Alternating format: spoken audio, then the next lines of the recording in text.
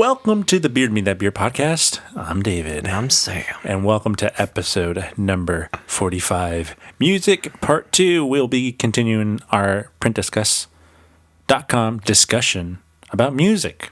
Discuss. Convo. Discuss. Yep. Powwow. High fives, clapping. Yay. But first, the beer. What do we got? From DuClaw Brewing Company. Is it DuClaw? Or DuClaw? DuClaw? DuClaw. It's DuClaw. Sour Me Unicorn Farts. Glittered Sour Ale. Ale brewed with fruity cereal and edible glitter. So, I'm already going to stop the podcast right now because I'm going to go get a glass to see how glittery this is. Oh, really? Yeah. I'm going to keep rolling then. That's fine. I won't stop it. Don't stop till you get enough. Come on. Get your glasses. Get your glasses and we'll pour this out. DuClaw Brewing Company from Baltimore, Maryland. Oh my goodness. This is a lot. There's a lot going on in here. That's not the right can. Let me grab this can. This one's closer.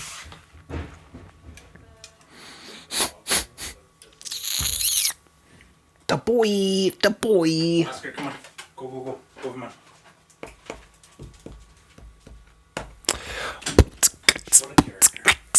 Yeah, what a home dog. He is.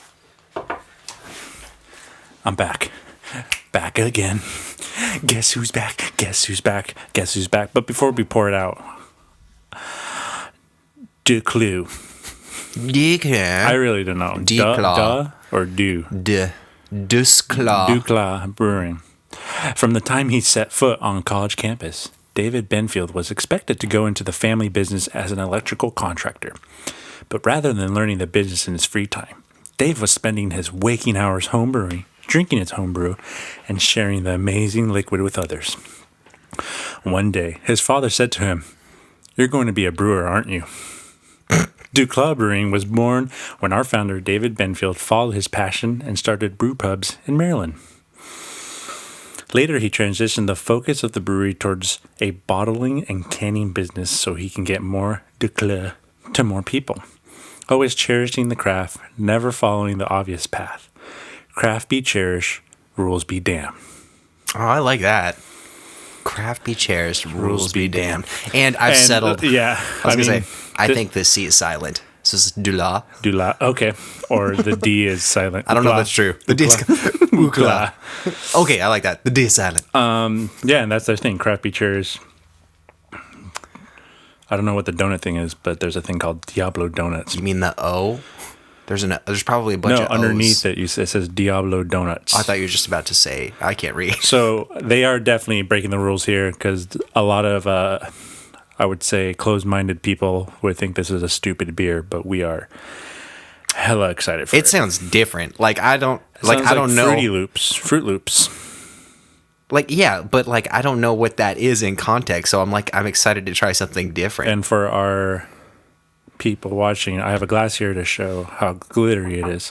On the back, it says, "Pony up for a taste of this glittered sour ale brewed with a trio of fruits, fruity cereal, and a swirl of edible glitter, based on the flavor profile of the famous Unicorn Farts donut, made with fruity cereal.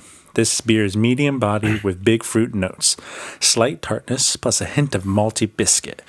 A fantastical collaboration between DuClaw Brewing Company and Diablo Donuts." Cool. So the Unicorn Farts is the donut. So, all right, are we taking bets? What fruity cereal do you think? Because I think for branding purposes, it might be they Fruity can't. Pebbles, huh? Fruity Pebbles. I will go Fruity Pebbles because I can't imagine a donut with Fruit Loops. I was gonna say, but Fruit Loops, they're literal donut shaped. I mean, they're O's. Actually, they call them O's in the cereal Get world. the fuck out of here! I'm just saying it's more on brand, but I think you'd probably get more flavor out of Fruity Pebbles. I think with Fruity Pebbles, they actually hit more colors too. Maybe Fruit Loops don't. I don't know if they just have the generic 4 colors. Or maybe there's a third option and it's some like discount bargain brand, like Mr. Thunder's fruit. Just the Sam's Club Fruity bottom well, of the Maryland. shelf We don't bag. know what's the East Coast. What's an East Coast grocery store? Is Kroger East Coast? Maybe. Kroger's. I brought a little glass just to see how glittery it is. It's a 5.5%. Shower it up, man. I'm ready. And if it comes out looking bedazzled, I don't think I'm going to drink this because I'm like, that it's can't be edible healthy. glitter. There's glitter in here. Yeah, well, let's see. What have we got? What have we got, sir?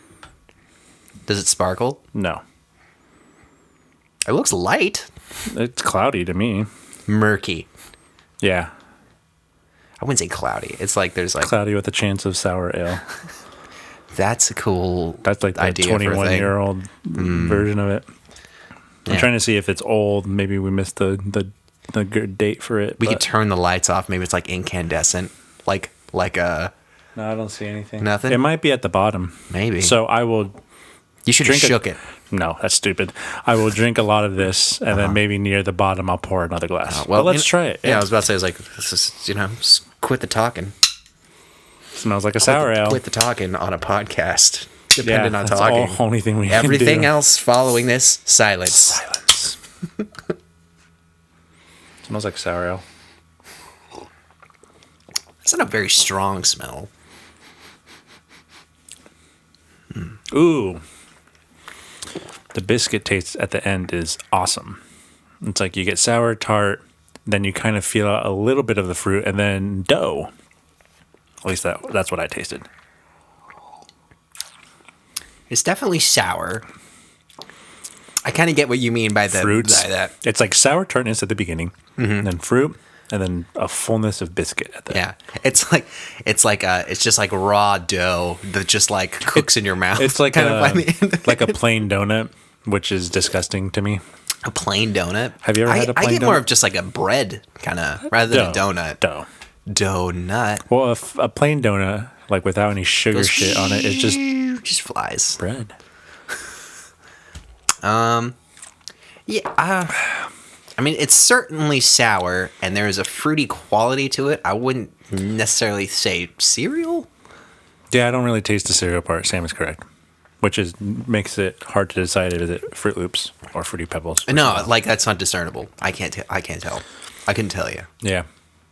It's good. I think it's good. I think this is super drinkable, but I do want to say that I taste the alcohol by the end for of it. a 5.5%. Yeah. I feel like this little glass, and I already feel so I don't know if it's my head playing with it, or is it like it's so separated out where it's like, here's tart, here's fruit, here's dough. Yeah. Oh, by the way, this is a beer. It definitely hits you in phases. Yeah. It's like sour, slightly Which I think mellower is sour. like the hardest part to do, like because everyone's taste is different. You taste things different, and something tastes gross, some things don't. But it's weird that we both see it and. It definitely, by the end of it, it tastes like a plain dinner roll that's been dunked in alcohol, and then you just ate it like that. Wow, it's so much better in a can. It was good. Yeah, I like this one. I like this one a lot, too. Slight doughy taste. I wouldn't say donut, like if this was sugary or... It's not sugary. That's why I'm saying it's more bread. Yeah, it doesn't taste sweet. But I think if there was a sweeter taste... I mean, it is pretty sweet, but it's not sweet. I really don't taste sweet. No, I'm saying sweet like. Oh, yeah. Yeah, sweet, bruh. Hey. SoCal. Yeah. Hey. Surfer, bro. All right, we're getting into the music part. Music.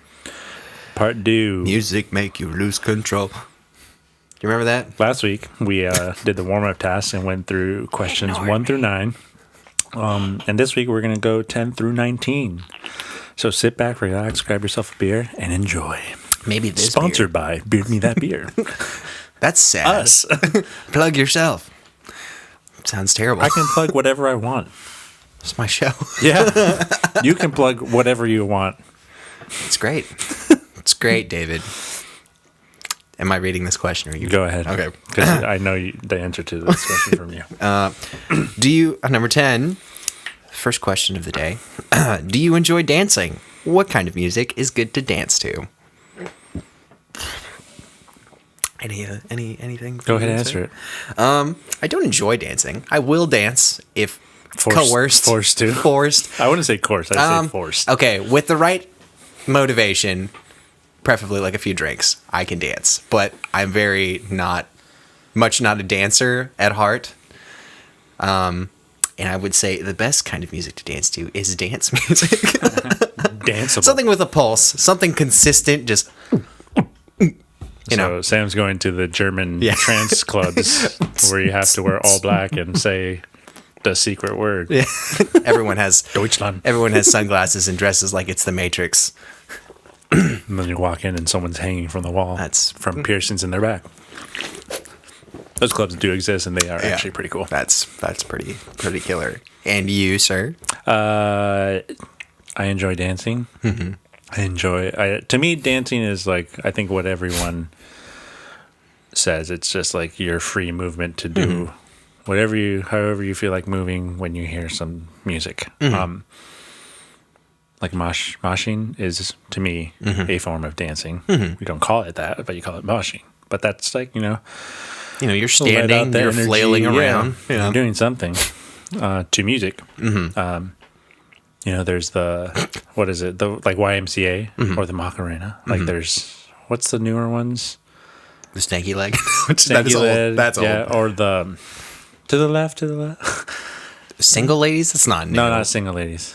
Something. To the left, irreplaceable. To the right. Well, those are different because there is a instructional dance song. It teaches you how to do the dance. It's a song and you're dancing. That's like the Cupid Shuffle. Cupid Shuffle, yeah. Is it the Cupid? Cupid Shuffle, Electric Slide. There's like a whole set of songs. Or Achy Breaky Heart. There's no dance. Oh, in the Mexican culture, there is. Okay, there is a dance associated, but it's not like the song teaches you the dance. No, you know it because you've seen people do it. It's like a passed down tradition. I'll show you a video of it. Most people... it's something caballo. I forget what it's called. No, I understand what you're saying. I'm just saying it's not a song that it's in the song where it tells you to do that. But I know there's like, never mind. Just keep going. I mean, the Macarena doesn't have that, but people know it. Right?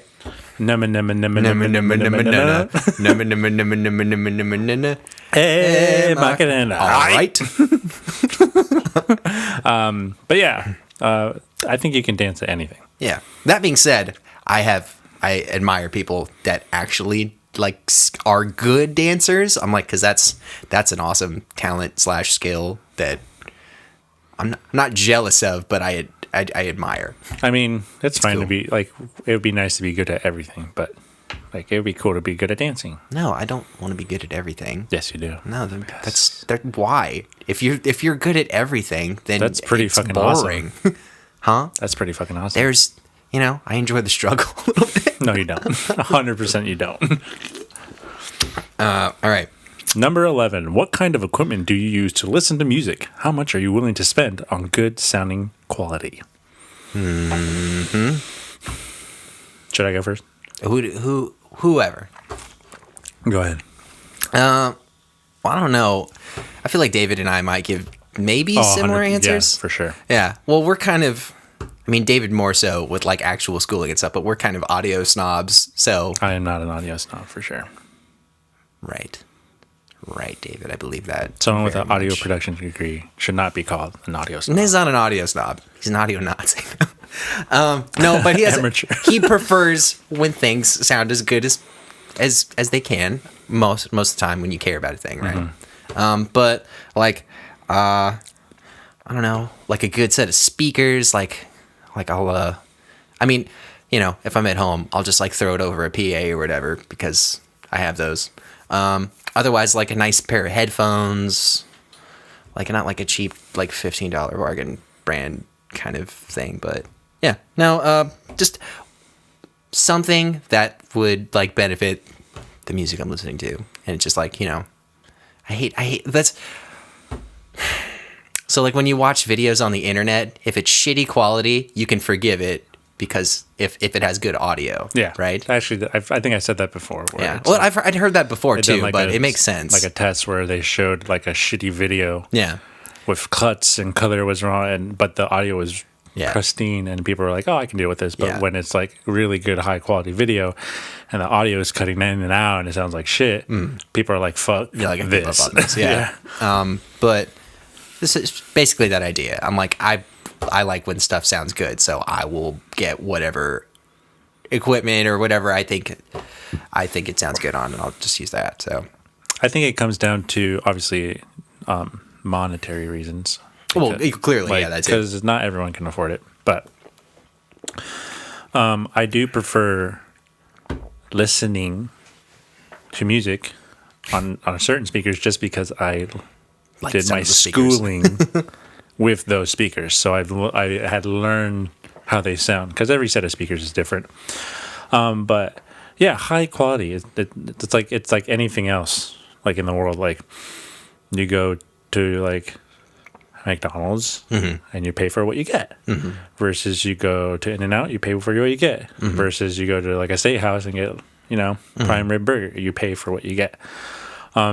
So I champion like you should have some standards to getting the pair of speakers you want that sound good to you, not to everyone else, and that takes some time. Like there are like Guitar Center where you can go try some, but it takes more than 5 seconds of listening. You really want to bring like a song that you know very well, and you want to listen to them. But spending a couple hundred on a pair of speakers it's good, and spending a couple hundred on a headphone or preamplifier is also good. I don't have one of those, but like there's the real hardcore recording engineers will only listen to mixes if they have a certain headphone amplifier, Like a specific, not just it's any like old. not just any. This is like there's a combo. Like you put these on these speakers, perfect. And I have this special little audio interface in my cart on Amazon. It's just 2-channel, but it's from the company Solid State Logic, which is a big British mixing board that people were really big on, and they made a comeback, and they have like digital stuff now, but they made a little 2-channel interface. I'm like, oh my god. And it has the sound, and I really like that sound. I like that little compressor or the G series. But yeah, I think buy the good stuff and go try it out, though. Don't just be like coarse and like everyone has this. So since we're on this question, would it be dumb if we like kind of threw out like a couple recommended brands? Well, that for you me, trust? I guess it's fine. I listen on Adams, which are a German company, and for a little bit they looked a little like they were going to go out of business, but they're back. And I used an older series. They got, I think, a new series. I just used the consumer level because at my school we had these giant Atom monitors, and I got used to them. So I didn't want to buy another different pair and be like, I hate it. I don't know how they sound. The Yamahas, the HS series, or I think they're the NS. And we talking monitors or headphones? Monitors. Oh, okay. I think Adams or Yamahas are pretty good. Don't stay away from Rocket. I get they're cheap and you can buy big ones, but it's better to get the small, expensive ones, like the 3-inch ones, the cone. They're expensive. Genelec, that's really good ones. Apparently they break a lot though. Oh, really? Yeah, Focus, not Focal. I think those are really high end though, like a couple of grand. Headphone wise, we both have the same headphones. I think yours is like the next step up from mine. The 50s. I think I got the 40s. The 40s. So these are Audio Technicas. Some people would be like, "Wow, they're super pricey," because they're a little less than $200. But I bought like the same. I had ones in school back in 2011, and they broke probably like 2 years ago. But I was able to use them. I mean, they still work right now. I just have them as a second pair. But I bought the same version because I got used to them, and they sound great.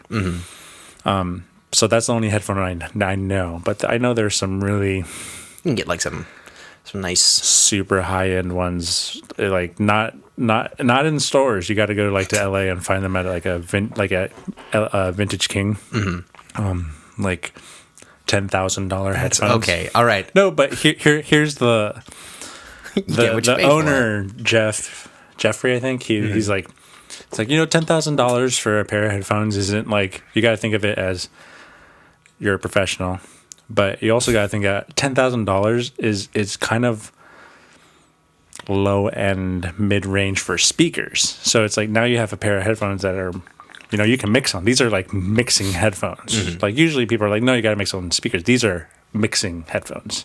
So you can hear everything. They sound amazing. Oh my God. I tried them once and they're just like the stereo field felt like there was like headphones. 360. I had like ears on my forehead and ears on the back. Like it felt like all around me. And they sound so open and wide. It felt like you were in the performance. Okay.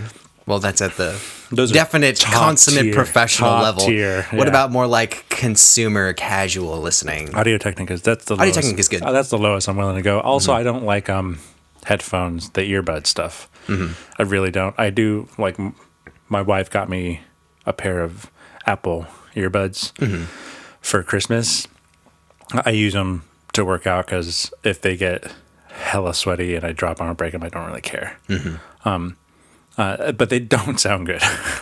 Also, their battery life is so short.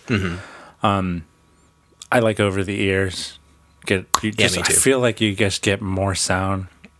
And they're like, more comfortable. Your ear also, just doesn't listen on the inside. Like earbuds, you stick the source all the way in. Your ear as a whole is like how you listen. So I think it's better to have it open and get that full range. Right now the ear is a little compromised, but it's way better than an earbud. So I have no earbud recommendations. Throw them away. That's my recommendation. Well, as the professional in the room, good job. I would say they're not cheap. They're cheap. If we're talking like just a casual music listener who's not like a hardcore musician or anything like that, I would just say, as long as you're not getting like a bargain bin, like I don't know, like at Target, get like a cheap pair of Skull Candy headphones. Yeah, Skull Candies are really bad. Stay away from the Beats. They're overrated. For what you pay, you get nothing. If you're looking for something like that, Sony's are just as good. I think they're a little pricey, but or even like a good pair of Bose or something. For a casual person, I like the Bose plenty. speaker towers. I don't like their headphones. I think they're too bassy, and not dark bassy. Bassy, yeah. A lot of the the low. There's a difference between being dark because my Adams are dark, but too much bass in a but like bass boost and shit. But I would say just just don't get like crazy cheap stuff. Like figure out what you like and do a little bit of shopping. You're just gonna be buying them every couple of months, and you might as well save up. Couple months. Cheap ones? Have you had a pair of $5 cheap headphones? ones? Yeah, cheap ones you will. But I mean like a solid ones that you like. At least $100, at least. I would say anything. Sure, and if you want head earbuds, sure, make some really good ones, and you can get them like molded to your ear, so they fit comfortably. Oh, that's one way to go about it. Yeah, I would say 100 you probably be all right. I would think even if you go, I don't think I would pay it for a pair of headphones that was under like $60. Yeah, for like an okay pair of headphones. I might, but 100 to 200 for like your nice level consumer ones, and then these ones, like these are the ones I use for everything, and they work fine. They work great. But Audio-Technica does make some top tier on the low spectrum. Yeah. No, I mean like that's definitely my preferred brand. But what do I know? And you can replace the little the cords and everything and cords, yeah, that's nice. Cool. I didn't think we were going to spend that long on that question. Fine with me. Go ahead, number 12. Number 12. Is there a song that makes you emotional? Which song is it, and why is it so powerful? I mean, I guess every song makes you a little emotional. I think this might mean every song tearing. This is teary, sad. I would interpret this as a song that kind of hits you in your core. So, because emotion is like, oh, I'm happy when I listen to a song, or I think every song brings some emotion out. Every song? Yeah. Really? Yeah. Whether what about, it's like the alphabet song.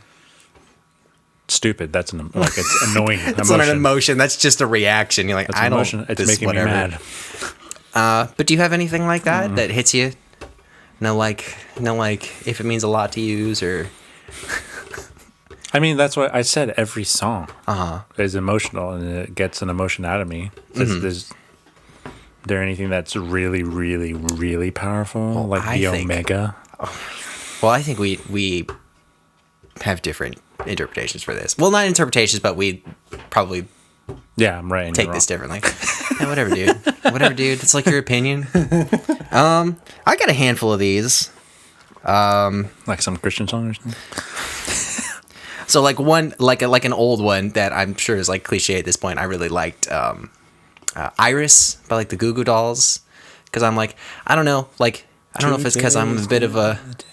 That one? No, that's Wonderwall. Oh, what's Goo Goo Iris? I forget. I just want you to know who I am. You gotta sing it And right. I know Sing it right. the world to see me. Sing it right. Sing it loud. I'm not You singing. got a mic in front of you. No, I'm not doing that. Put some reverb. But yeah, like that was probably like the first one I really remembered where I was like, whoa. It was like That's a good one. Like it like hit me. Oh, I got one. Like that. Keep going. Yeah.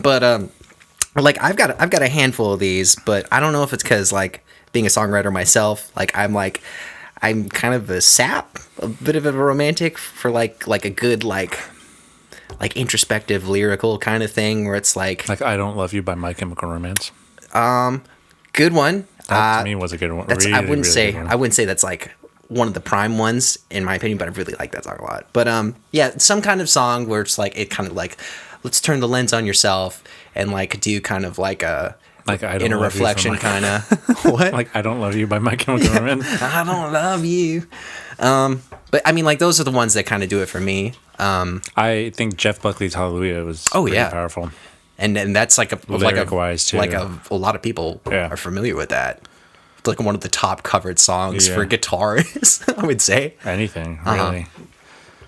But yeah, it's like a hard emotional impact. Over when the you Rainbow listen. by Brada East. yeah, that one. Kamakawa. I feel like those songs are powerful, but because of like how they sound too, not just what. It's not just the song itself. It's I think like it's stuff recorded surrounding. very well, like very good. It sounds organic. It sounds like nice tube amps, good preamp. Like it technically, it very well recorded.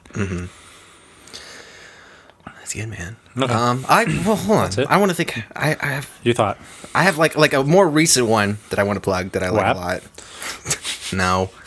No, I still haven't really heard it all the way through. But like a more recent one I like a lot that kind of hits me in the same way is I remember I was trying to cover this one a while ago. It's "Forever Yours" by what's the band? I thought you were Grayscale. gonna say Forever Young. Yeah, Forever Young. No, but "Forever Yours" by Grayscale. It's kind of like an acoustic-y ballad, and it's just like like when you listen to that song, I'm like, oh, this is like.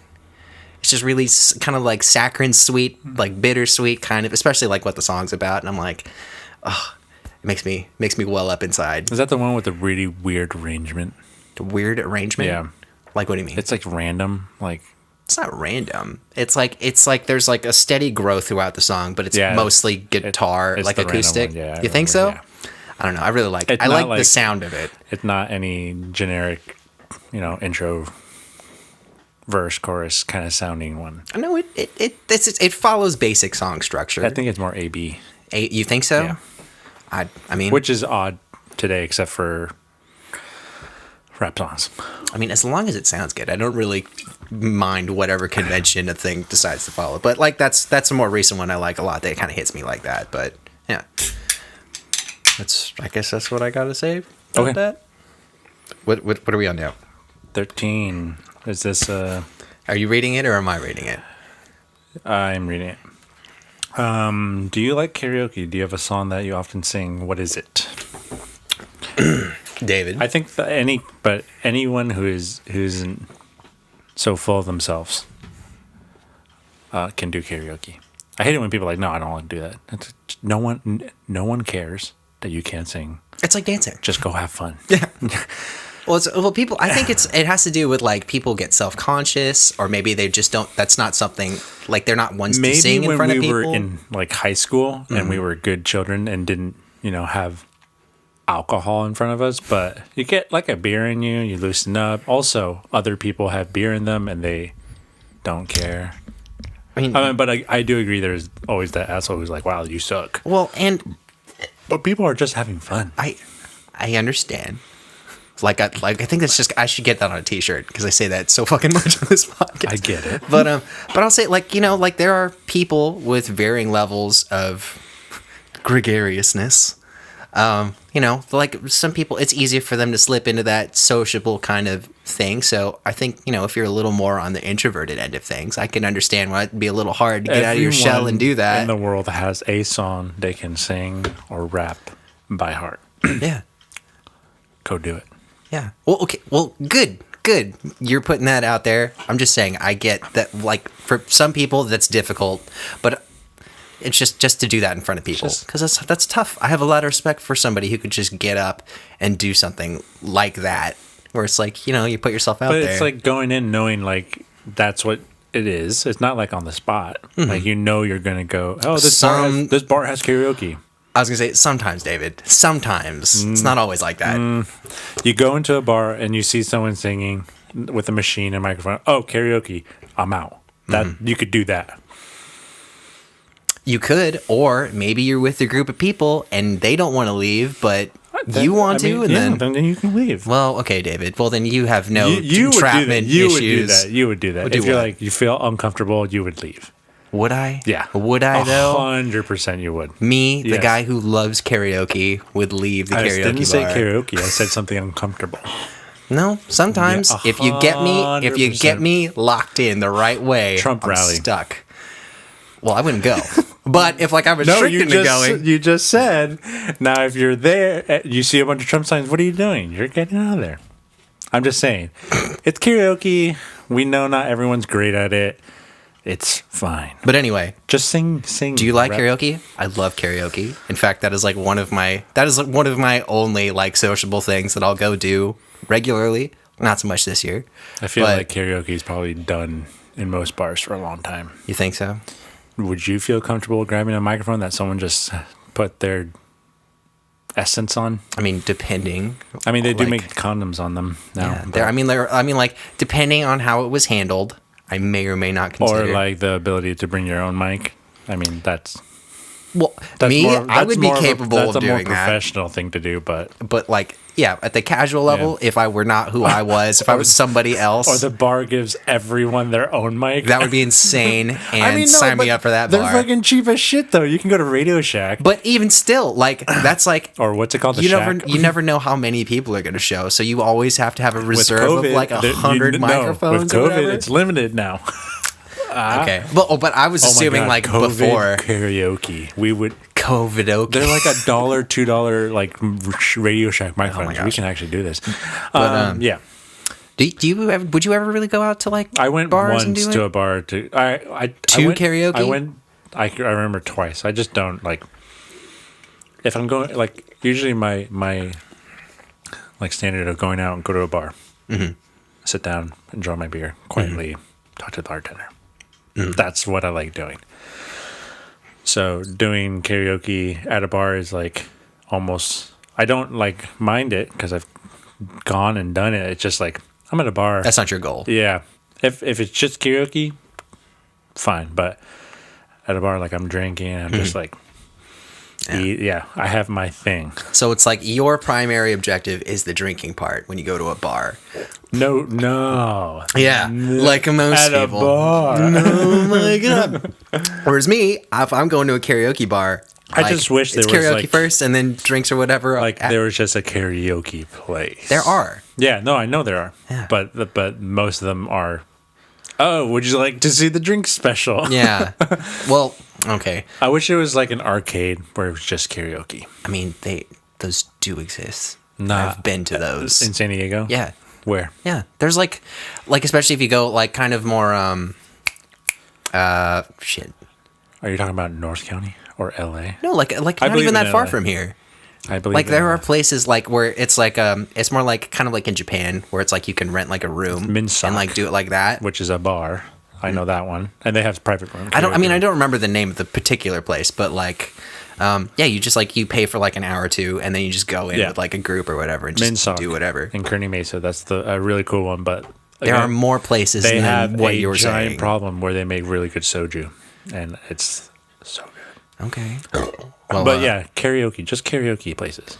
But yeah, like I know when I go, I would go at least like 1 or 2 times a week Yeah. pre-COVID. Didn't you? And Weren't you next to one? Yeah, like the places, my regular places, they're all within like 3 Indian miles. Joe, was that it? No, the one I would go to. That had like a open mic.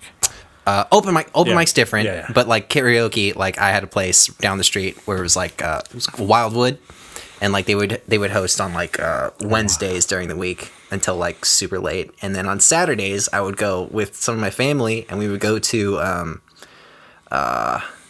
it's called American Legion, and it was like gosh.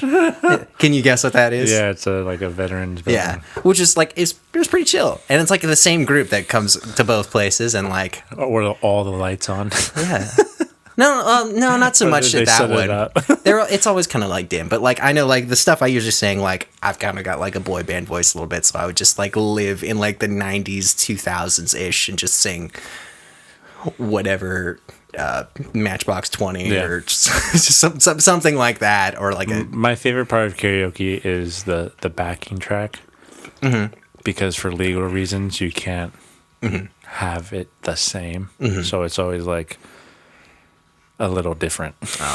well, okay.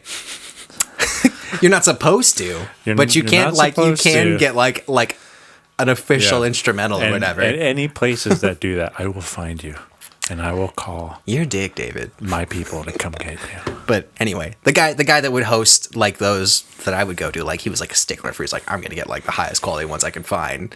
I'm So, coming. Well, I mean, COVID probably wrung him dry. whatever, David. But yeah, no, I love karaoke. Musicians need their money. Their $1 million. Says musician. Says musician. Yeah, I'm saying, just it's for fun. Number 14.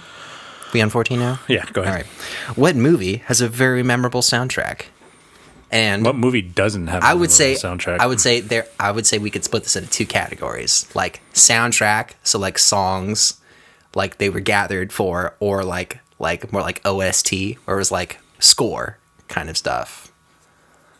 Would be like the Isn't way I that would the break that up. soundtracks? No, like yes, it is. So, That's like- the like- score is part of the soundtrack. So like one, I would say like memorable soundtrack. You're thinking of the laziness that is Guardians of the Galaxy. I would have said like that. That would be a good example And I of said a gathered. laziness. It's not laziness. Like people loved that soundtrack. Yeah, because they're other people's music. Yeah. So I would say like there's like that, which like fine, but like I interpret it. Still. I mean, yeah, I interpret it as like score composed for a movie. that's like a music manager, music supervisor versus a actual composer who's scoring the whole movie. well, I would be leaning more Which into is the very- composition kind of thing. Now it's all mostly like groups of composers. So Unless you're like Hans Zimmer or John So is Williams. there one of these for you? Any John Williams? Well, I would say that. easy out. Jurassic Park, Star Wars, John Williams. Back to the Future, which was a combination of what Sam thinks is 2 different things, but I argue they're the same because they had a lot of Huey Lewis in the news. Well, that one kind of skirts they in also between. had Yeah. the famous little riff. But if I'm going towards, I'm trying to think of in what Sam says. Like Guardians of the Galaxy does a good job picking It's like all a the songs. compilation kind Yeah, of thing and then rather than a there's- soundtrack. It's still a soundtrack. I know though, it's 'cause in the technically because film. it's for the movie Yeah. and it's put in the movie. But I at do points. agree with you that I think there's the difference because a composer could, listen to it and then write their own version of that kind of song. Yeah. No, I get it, but that's just in my mind. That's the division. I'm trying to think of an older one that does that. Is there like I know you said like a John Williams, but like John Williams. is I there mean, like a specific but he again. score The that you would argument say? is he also stole a lot of music from older composers. But then it's like everyone. But does that, that's yeah. music. Yeah, I mean, there- everything's been done, and Yeah. everything is a twist on an older thing. I mean, I guess you could just like instead of tuning to A440, A442. They're like, oh, what's that? We'll change the key up. That's A+2. Or yeah. Well, I mean, then you're getting into like the whole like legal thing. But then you can say it's different because it's changed. It's not the same key. It's not the same key. The instrumentation's different. It's like that. Yeah. But like the karaoke thing, like those songs are. I'm not getting into this. Super different compared to the original. But Hans Zimmer's pretty cool. But is there like a specific score or movie associated Back to the Future is thing? really good. Star Wars. I think Star Wars. But that's everyone's kind of Space Odyssey, which is I think is more like Samson's compilation terminology, because those are all from the Planet series. But then that's like a, because Hitchcock really was into like, no, I need to be super involved in my music. Kill Bill is also another good compilation one, I think. Well, and what's his face is super. I was gonna say always like such an anal person when it comes to music. I was gonna say Tarantino's kind of known for that though. He is, yeah. Like he does not, which is great because that's why his movies are so good. Like the music choices are very good. And obscure. Yeah, at least for the most part. Very much playing a role in theme, but also like side joke. There's something else. I think the prequels for Star Wars don't get enough. Oh yeah, but Duel of Fates was probably that was a crazy thing that came out of that. Greatest theme of all time, like period. To me, it's probably my top two. Duel of the Fates. Yeah, Duel of Fates. So okay, but the Palpatine one in episode 2 was really good too. And then this was the only good part about the new Star Wars series. They actually used the same chord progression from Palpatine's theme as Rey's theme. Really? Yeah, it was like a little like, oh, we're gonna make her Palpatine. Okay, that's pretty good. But I like Back to the Future a lot. It was a little bit of both, like picking music to fit in a score and also writing music. That theme you can't even forget. Jurassic Park was really good. Very hopeful, very new world sounding without it being that kind of Americanized sound. You're talking about Jurassic Park, right? Yeah. Well, and it was like one of like the last like good like theme kind of like and they don't really make those like a whole lot. I always go to Guardians of the Galaxy. It's like I say laziness because it's like remember when music was like what Daryl says it the best when they're watching in The Office. He's like they're watching what's that one with the killer barbershop guy? The killer barbershop, Sweeney Todd, and then he's like, "You gotta listen to the music in the beginning because they're gonna miss out on the motifs." like, gosh, it's true though. Like, but it's always like, oh, you get a theme for Darth Vader. It's just so powerful. You get a theme for Luke. You get a theme for the Resistance, and it just like it really makes the moment. You mean the Rebellion? Yeah. Well, the Resistance had one too. It's not the same though. I know because it wasn't John Williams. He did have his hand in that hat, but he didn't write all that stuff it's like in that movie. You base it off Star Wars, so you have to base it off John Williams. Hans Zimmer's been doing really good. Inception was really, really good. That was also 10 years ago. That was like, and that was it's an actual composed completely. Yeah, that wasn't like gathered together materials. I always think of The Matrix, like.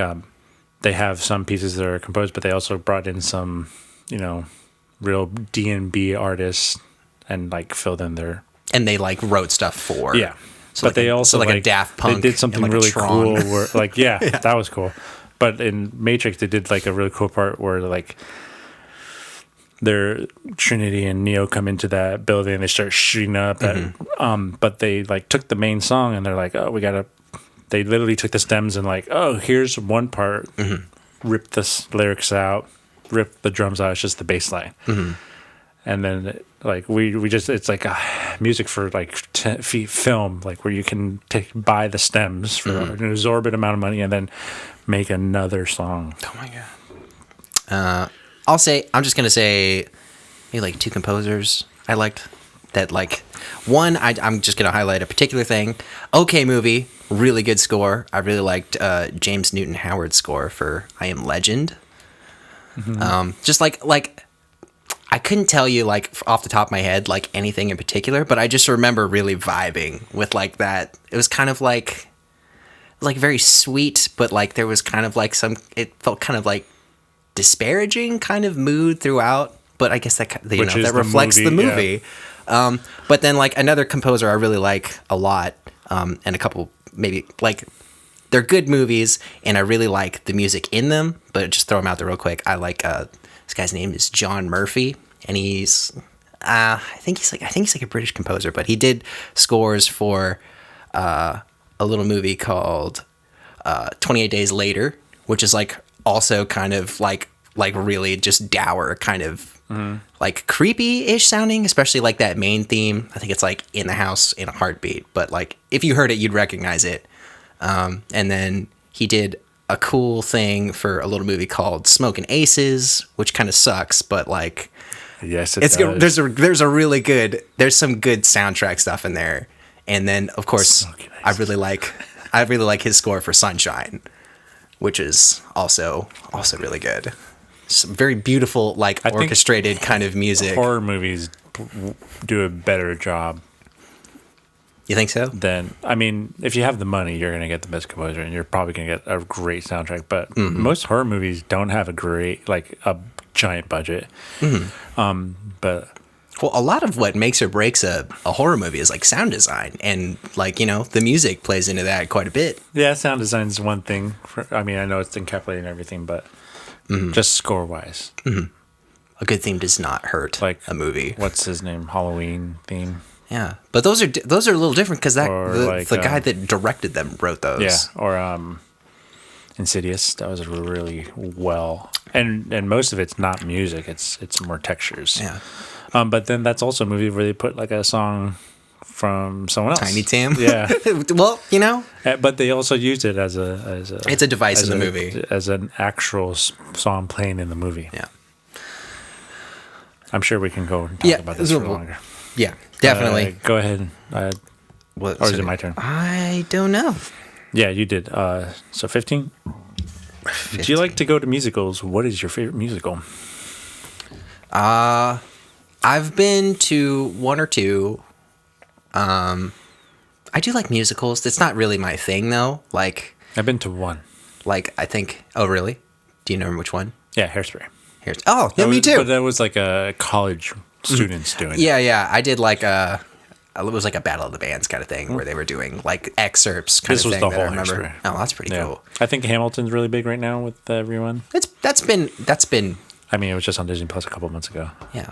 Well, ever since that kind of took off, it's been a thing. I never saw Hamilton, but I really don't have... I think it's more based on my job doing production. I just don't have I don't have it in me to continue going to things about my job. David's just jaded.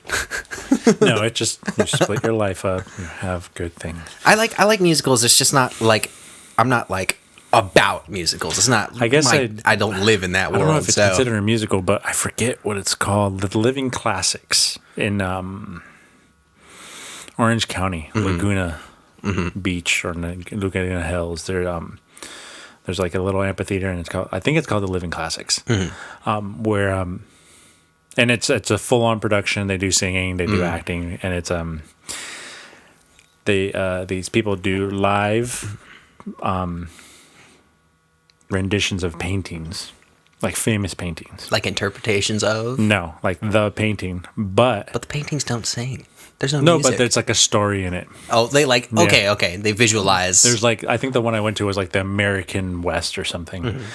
But like this stage is like 50 feet long, 100 feet tall. It's huge, but they have like a giant frame of a painting, and then the people are like stand still for like a minute. But then they do like a story with it, and they show you how it goes into another painting. Interesting. Oh, that sounds awesome. I only went because I wanted because it was an Arrested Development. Oh, They made a joke about it. oh man. And I was like, I so want to go just like, because that see show that. is really good. And I was like so into it. And I was like, oh, I want to go see it. Mm-hmm. I thought it was just like the painting and move on, painting and move on. No, It's like a whole production. it's like you have a storyteller going through it, and like and it was the West, like, so they had people on horses, they had Native Americans like outside the amphitheater on top of like a hill behind it, and they had a spotlight. Oh, it was much more than I thought it was going to be. Yeah, that sounds I like was a very lot. shocked. Do you have like a favorite? No, No, I haven't been. that you've gone Yeah. to or seen, I heard that or Green Day one was good. I that think American Idiot the one? Spider-Man one was good too. turn off the dark or whatever it Yeah. was. I didn't watch that. I liked The Greatest Showman. I know it's not factual and it's all wrong, but the music's 'cause good that guy's an asshole. in real life. But I like Hugh Jackman. Huge Jackman. I mean, Huge he's- jacked man. He's evil. I'll say that. He's not an asshole. He's pure evil. That's a good movie. I liked it. Yeah, I don't really do musicals, so I don't have That's fine, David. You All right, go shouldn't ahead. just dismiss stuff though. If you could magically gain the ability to play any musical instrument well, which would you choose? So pick something you can't play. That's already. hard. Well, can I just be better at it? Well, that's not the question. I guess that's the ability right now. Anything. What do you got? Are you going to go useful or are you going to go weird? I'm gonna go weird. Oh, I'm gonna go like an organ, like a real organ. An organ? like built Like into a a church. cathedral, Yeah, yeah. built into the building. that would be pretty dope. I mean, they have like 4 sets, Mm-hmm. and then those sets change, and they got like 95 Yeah. pedals on the bottom. Yeah, That looks daunting. medieval Intimidating. church cathedral organ. Play some like Megalovania in there or something. I just play like covers. I could just imagine some Fall Out Boy coming through. Playing Celine Dion. I just playing some Danny Elfman.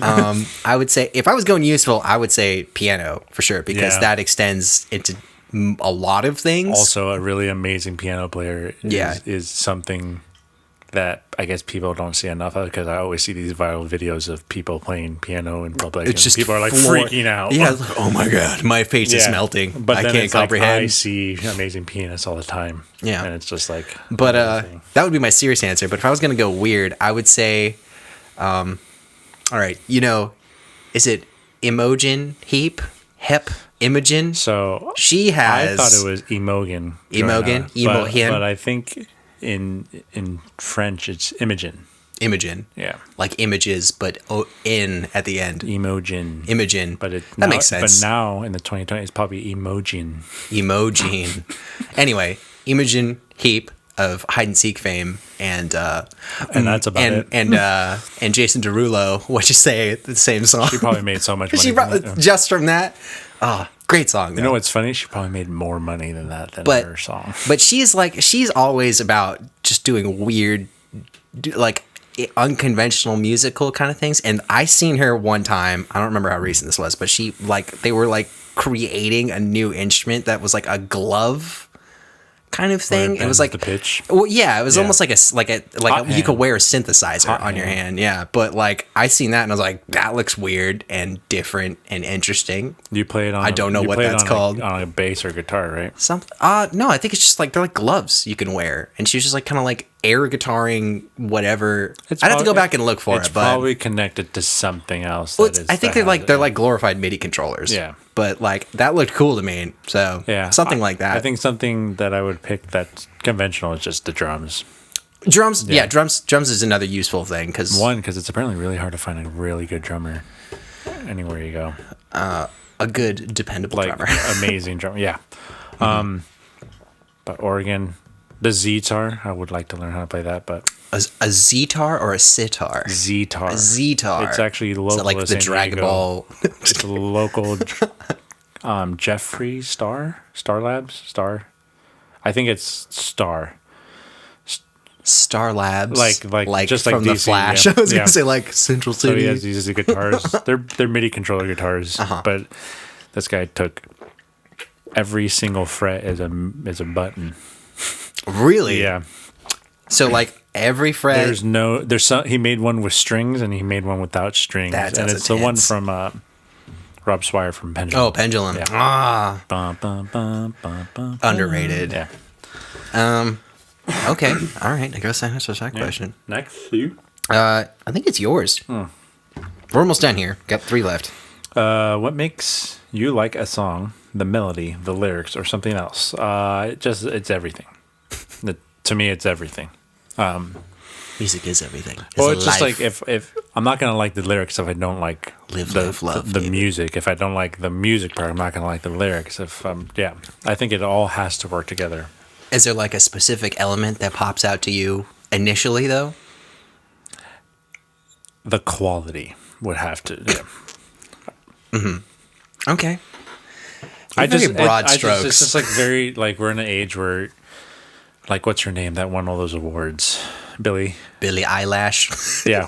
Well, Eilish. like, I mean, her brother just has this music gene, and she's a really good singer, and they did that all in his bedroom. Like, you don't need all the expensive equipment anymore to make hits, to make things that people Bedroom like. pop. What you need is a really good preamp and a really good mic. That's all you need. I don't even now think in that. Logic, now you just need. I'm not saying it's bad, no, but I'm saying if someone in a bedroom makes this quality, and then it's got to, like, our standards should be there. So, but like I said, I'm more like everything fits because that's how the artist sees it. We just need to see it ourselves or hear it ourselves. As a listener, I would say usually the thing that jumps out to me that makes me kind of like engage with the song is like a good melody. I would say melody, but then immediately after that, it's usually I'm like, okay, all right, I like how this sounds. What's it about? So then I'm like all lyrics after that. So I don't know. That's usually something for me. But yeah, like David said, like if I'm perfectly honest, if it's a well balanced arrangement, and it's just like all the parts are complementing each other, and it's just very cohesive. I think the best examples are like parody songs. Parody songs. I'm on a boat. That sounds great because it hits all the elements of these big synth rap, things. That's the beat sounds great, and then the lyrics are all joking, but they sound good quality. They do all the effects right. I'm on and then like it's just the song makes you. It's funny, but it's all well done. Or like a big one. What does the fox say? Like that's just this like. This guy went out and said, "I can do whatever I want, and people will eat it up." But he did it as a test to like, you can write any lyrics you want, and as long as everything fits and works. Meow meow meow meow meow. Duck goes quack, cow goes moo. Okay, and he has a great voice too. But he has auto-tune effect on it, but the music was great. It was just like a very big dance track pop that was very big at the moment. This guy just came out and did we're gonna write about what a fox says, and then people are like, wait, what does a fox what does the fox say? They're like, I'm curious now. What is that? Yeah, it's one of those few songs that has an everlasting, but that's what I'm saying. Parody songs do the best job because they have to have every part perfect. Like Weird Al. I mean, granted, he just steals basically every part of the song. Well, I mean, yeah. But he basically but he does it over again. Yeah, he's not like taking the track. He demonstrates why a song works. Like he takes all of the elements of like a popular song, and he puts a spin on it. Yeah. But I think they do a really good job of getting every element right. Okay. That's fine. Next. That works. That's acceptable, David. I'll permit it. 100% correct. That is an interpretation. All right. This one, Sam's going to have a giant opinion on. All right. Second to last question. What's your favorite music video? Do videos help you enjoy the music more? I'll say they can. I don't. Let me see. If I like a song, I'm just gonna like a song. But if it comes with a good video, it's icing on the cake. I have like a very split kind of answer, and it's like sometimes I feel music videos have nothing to do with the song. And now more than ever. But I'm even talking about songs I really like and videos I really like. Sometimes it's just like, does that really connect? And most of the time it's not. Like because you hire a director and he does it to his interpretation, which is what you really want, because you don't. Sometimes the band does their own and you're like, oh, I get it. It's just like the song. Yeah. Sometimes it's just like too straightforward. Sometimes you want something else. Like Hoobastank. The one where they robbed the bank. Yeah. It's like that has nothing to do with it. I mean, it's a nice looking video. It just doesn't tie back to the song. Saying, but it's a great video. Yeah. And it's a story in itself. And then she gets up and walks away. Like, yeah. what? And it turns out, she was in on it too. Yeah, it's like, what? But that's what I'm saying. Like, but then you have videos where it's like, it's just bullshit, where it's just like, oh, it's just parties. Or, which is, I feel like that's the generic, just like, oh, let's do a video and it's that kind of thing. But then Drake did one with in Canada at the Degrassi school with all some of the old cast, and I thought it was like, oh, he went so. The director was like, we got to make a Degrassi video, and I thought it was just so funny because the song has nothing to do with Degrassi, but there's layers of depth to it that are like outside of the song. It's like you have to know, oh, Drake's from Canada. Who's that? Oh, Drake was in this show years ago. And then the guy that shot him is being chased by a bunch of fucking big ass dudes. See, I can appreciate like I like kind of performance videos, but then when they try to incorporate story kind of stuff, or they add layers of complexity, or Thanks for the Memories of Fall Out Boy. That video was so hey, here's the real life, but it was really about the song. Thanks for the memories. But I think it's all dependent on what they aim to do with the video, because I know my favorite videos, kind of like David was kind of touching on, I kind of like when they kind of touch back thematically with what the song was written for or whatever. Like a great example is that song I mentioned earlier, that Grayscale song. It has a video. You keep saying Grayscale and I go straight to Game of Thrones. Grayscale? Yeah. I know. I was thinking like a printer, thinking Grayscale, and I'm like, oh, okay, I get it. But yeah, anyway, that song has an amazing video because it's kind of goes over this budding relationship, and it's oh, they're so in love, but then tragedy strikes kind of thing, and it's it takes place by the end of it, it's in a closed theater kind of situation, and it's all on a projector showing this couple's kind of just, and it's really emotional, and it makes me want to tear up when I watch it, and then the stinger at the end is just ooh, that hurts, kind of the way that video resolves. But my favorite videos are usually like that. Otherwise, if it's a good performance video, like that TBS video for Make Damn Sure, or no, Liar I really like a lot, because that one was doing a really cool stylistic kind of thing, where it's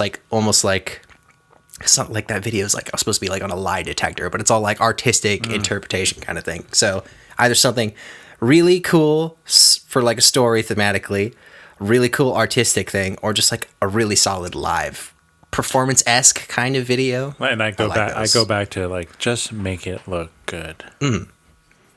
Yeah, exactly. The Dear Maria is, some would say, very, very random if you go down to the what the lyrics actually mean.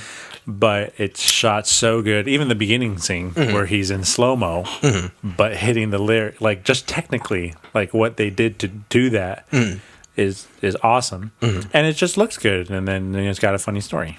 And the girl's really hot. Classic broad. Okay, well, that's all I had to say. All right. Is it me? Last one? I think so. What song best represents you or your attitude to life? This is the last question, by the way. Yeah, I'm aware, but listeners, this is the last question. Go ahead, Sam. Is it Grayscale? I'm gonna say a Wonderwall by Oasis, because today is gonna be the day. I'm gonna throw it back to you. That's a good song. No, not. It's a. That's fine. You picked it. We're going with it. So that's what Sam. I don't really have one. if I'm honest, that I can think of. I mean, like, there's a lot of songs where, like, Not the banana. I feel Boat like it song, could so- relate. Yeah, that's good. No, like, I don't know. I think there's too many ways you could go about it for me to really narrow it down to one song. But I could certainly make a list. Attitude toward life. There's nothing how you see life. There's not one song. I mean, not one I can think of right now. That's different from the first part of the question to me. No, I know. It's like, which song is like a good reflection of your... I don't think there is a song that represents anyone. Not one that encompasses everything. Unless you're writing it for that reason. Or if you wrote it. Yeah, that's what I'm saying. You're writing it for that reason. But the attitude towards life, I think we can nail that down. I could certainly think of examples for aspects of my life. What's the song that says "I don't give a a fuck"? I'm trying to remember it. Okay, so the a song. I'm just checking. I'm trying to think of an attitude for life, but I'm having a hard time. What is your attitude towards life? I don't give a fuck. You don't give a fuck. I don't know. I feel like I'm generally. You just kind of go with the wind. I'm very go with the flow. What's that just in song with the general. horse with no name? That's a pretty good one. The horse with no name. Hitch my wagon to a horse with no name. I don't know. Is that a country song? My wagon to a horse with no name. Yeah, I remember from Friends when he's walking in the desert. I don't know what that is. It's a good song. Sure. Dancing Queen. I kind of feel like that's my attitude. ABBA. Yeah. See that girl? That's pretty good. I'm gonna have to say, Funky Town. Meet. Yeah. Well, I talk about it. I just remember that from Chuck E. Cheese. Oh yeah, that's so sad. Or that's what that the song was written for. Jabberwockies. Yeah. What was that show called? What? ABDC? America's Best Dance Crew. Man, that came and went, didn't it? I thought it's still going on. I have no idea. Well, COVID. I said probably. that. COVID, nothing's going on. I said that having only kind of watched that one season. Then you just watch like the best highlights of the whole show. Yeah, that's a hard question. That's a loaded question too. I don't know. There's like, because then we're giving away too much about ourselves. yeah, I don't want you guys to know me that well. I mean, if it's going by the top song that I hear in my iTunes playlist Oh yeah, do that. or Google Music playlist, which I can't look up because Google Music's gone. Well, hold on. Let me give me a second. I'm gonna find. I think mine would be what's it called? Let me go off of my like my top stuff from That's last definitely year. a Day to Remember song. A Day to Remember. Well, it's the one I most listen to. I can't pick. What's it called? Bum, bum, bum.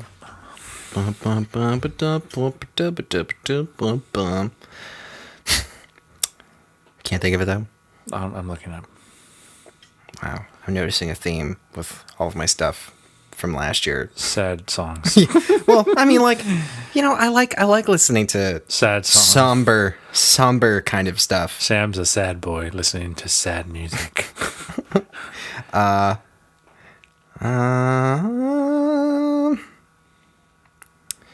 don't know, man. You got me. I think I've been jarred. Oh wait, wrong series of questions.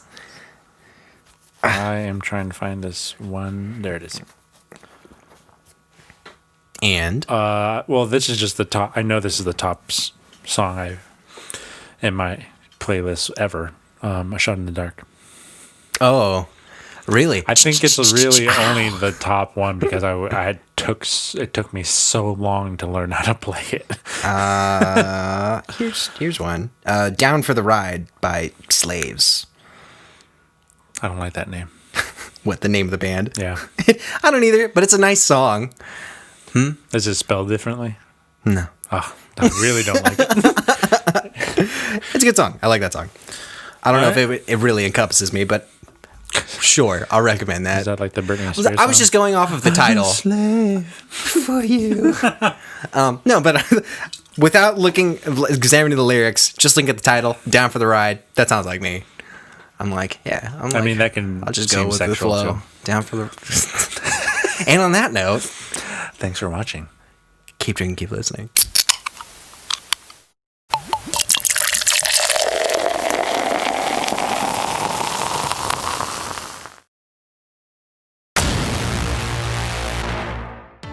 Beer Me That Beer is a San Diego-based craft beer YouTube, Instagram, Twitch, and podcast show. And for more of us, check out beardmethatbeer.com. That's beardmethatbeer.com. If you want to reach out directly to us, email us at bmtbinfo@gmail.com. That's bmtbinfo@gmail.com.